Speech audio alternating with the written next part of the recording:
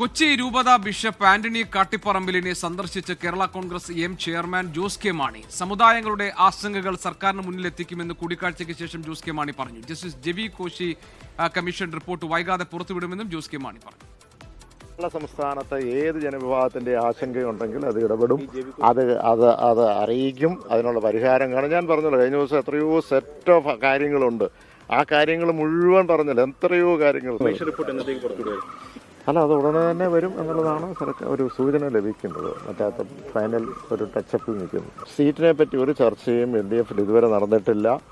അത് ഏതൊക്കെയാലും ഈ യാത്രയൊക്കെ കഴിഞ്ഞിട്ടേ ആ ചർച്ചയിലേക്ക് പോകൂ എന്നാണ് ഞാൻ കരുതുന്നത്. ഞാനോർത്ത് കഴിഞ്ഞ 16-ാം തീയതി ഞങ്ങളുടെ സ്റ്റിയറിംഗ് കമ്മിറ്റിയാണ്. അപ്പോൾ ഞാനോർത്ത് അതുകൊണ്ട് കഥ തീർന്നെന്ന്. വീണ്ടും കഥ ഉണ്ടാക്കുക.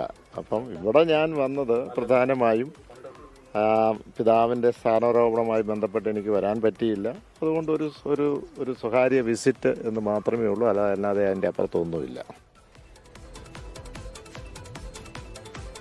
LDF-ൽ സീറ്റ് ചർച്ചകൾ തുടങ്ങിയിട്ടില്ലെന്നും മുന്നണി മാറ്റത്തെ ചൊല്ലിയുണ്ടായ വിവാദത്തിൽ സ്റ്റിയറിംഗ് കമ്മിറ്റിയിൽ വിമർശനം ഉണ്ടായിട്ടില്ലെന്നും ജോസ് കെ മാണി വ്യക്തമാക്കി. അതേസമയം ജോസ് കെ മാണിയുടേത് സൗഹൃദ സന്ദർശനം എന്നായിരുന്നു ബിഷപ്പ് ആന്റണി കാട്ടിപ്പറമ്പിലിന്റെ പ്രതികരണം.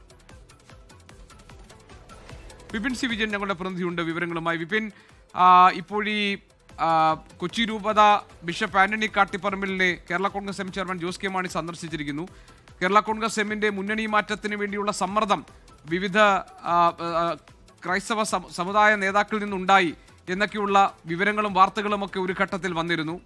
മുന്നണി വിടുന്നില്ല എന്നൊക്കെ വിശദീകരിച്ചതിന് ശേഷം ഇപ്പോൾ കൊച്ചി രൂപത ബിഷപ്പിനെ സന്ദർശിച്ചിരിക്കുന്നു ജോസ് കെ മാണി. ഇതിന് രാഷ്ട്രീയ പ്രാധാന്യമുണ്ടോ?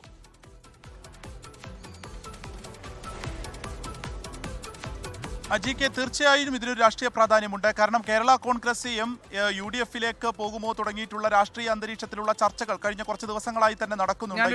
ലോകത്തെവിടെയായാലും ഏത് സമയത്തും 24 വാർത്തകളും ഓഗ്മെന്റഡ് റിയാലിറ്റി പാക്കേജുകളും എക്സ്പ്ലെയിനറുകളും വിശദമായി കാണാൻ ഞങ്ങളുടെ YouTube ചാനൽ നിങ്ങൾക്ക് സബ്സ്ക്രൈബ് ചെയ്യാം.